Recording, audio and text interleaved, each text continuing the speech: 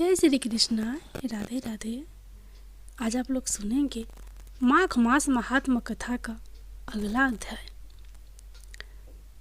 पूर्व समय में सतयुग के उत्तम निषेध नामक नगर में हेमकुंडल नाम वाला कुबेर के सदृश धनी वैश्या रहता था, जो कुलीन अच्छे काम करने वाला, देवता अग्नि और ब्राह्मण की पूजा करने वाला, खेती का काम करता था। वह गौ, घोड़े, भैंस आदि का पालन करता था। दूध, दही, छाछ, गोबर, घास, गुड़, चीनी आदि अनेक वस्तु बेचा करता था, जिससे उसने बहुत सा धन इकट्ठा कर लिया था। जब वह बूढ़ा हो गया तो मृत्यु को निकट समझकर उसने धर्म के कार्य करने शुरू कर दिए। भगवान विष्णु का मंदिर बनवाया, कुआं, तालाब, बावड़ी, आम, पीपल आदि वृक्ष तथा सुंदर बाग बगीचे लगवाए। सूर्योदय से सूर्यास्त तक वह दान करता। गांव के चारों तरफ जल की प्याऊ लगवाई। उसने सारे जन्म भर जितने भी पाप किए थे उनका प्रायश्चित करता था। इस प्रकार उसके 2 पुत्र उत्पन्न हुए, जिसका नाम उसने कुंडल और विकुंडल रखा। जब दोनों लड़के युवा अवस्था के हुए तो हेमकुंडल वैश्य गृहस्थी का सब कार्य सौंपकर तपस्या के निमित्त वन में चला गया और वहां विष्णु की आराधना में शरीर को सुखाकर अंत में विष्णु लोक को प्राप्त हुआ। उसके दोनों पुत्र लक्ष्मी के मद को प्राप्त होकर बुरे कर्मों में लग गए। वेश्यागामी बीना और बाजे लेकर वेश्याओं के साथ गाते फिरते थे। अच्छे सुंदर वस्त्र पहनकर, सुगंधित तेल आदि लगाकर, भांड और खुशा मादियों से घिरे हुए हाथी की सवारी और सुंदर घरों में रहते थे। इस प्रकार ऊपर बोए बीज के सदृश वह अपने धन को बुरे कर्मों में नष्ट करते थे। कभी किसी सत्पात्र को दान आदि नहीं करते थे, ना ही कभी हवन देवता या ब्रह्मा जी की सेवा तथा विष्णु का पूजन ही करते थे। थोड़े दिनों में उनका सब धन नष्ट हो गया और वह दरिद्रता को प्राप्त होकर अत्यंत दुखी हो गए। भाईजन, सेवक, उपजीवी सब इनको छोड़कर चले गए। तब इन्होंने चोरी आदि करना शुरू कर दिया और राजा के भय से नगर को छोड़कर डाकुओं के साथ वन में रहने लगे और वहां अपने तीक्ष्ण बाणों से वन के पक्षी, हिरण आदि पशु तथा हिंसक जीवों को मारकर खाने लगे।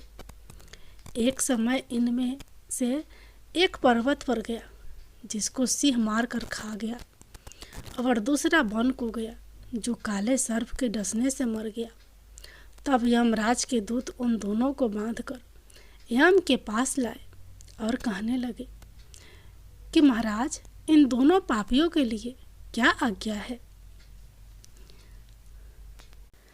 चित्रगुप्त ने उन दोनों के कर्मों की आलोचना करके दूतों से कहा कि बड़े भाई कुंडल को घोर नरक में डालो और दूसरे भाई विकुंडल को स्वर्ग में ले जाओ, जहाँ उत्तम भोग है। तब एक दूत तो कुंडल को नरक में फेंकने के लिए ले गया और दूसरा दूत बड़ी नम्रता से कहने लगा कि हे विकुंडल, चलो तुम अच्छे कर्मों से स्वर्ग को प्राप्त होकर अनेक प्रकार के भोगों को भोगो।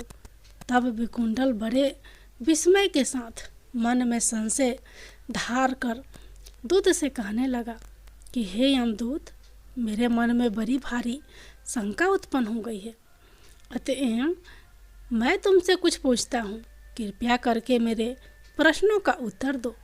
हम दोनों भाई एक ही कुल में उत्पन्न हुए, एक जैसे ही कर्म करते रहे। दोनों भाइयों ने कभी कोई शुभ कार्य नहीं किया, फिर एक को नरक क्यों और दूसरे को स्वर्ग किस कारण प्राप्त हुआ। मैं अपने स्वर्ग में आने का कोई कारण नहीं देखता। तब यमदूत कहने लगा कि हे विकुंडल, माता पिता, पुत्र, पत्नी, भाई, बहन से सब संबंध जन्म के कारण होते हैं और जन्म कर्म को भोगने के लिए ही प्राप्त होता है। जिस प्रकार एक वृक्ष पर अनेक पंछियों का आगमन होता है, उसी तरह इस संसार में पुत्र, भाई, माता पिता का भी संगम होता है। इनमें से जो जैसे जैसे कर्म करता है वैसे ही फल भोगता है।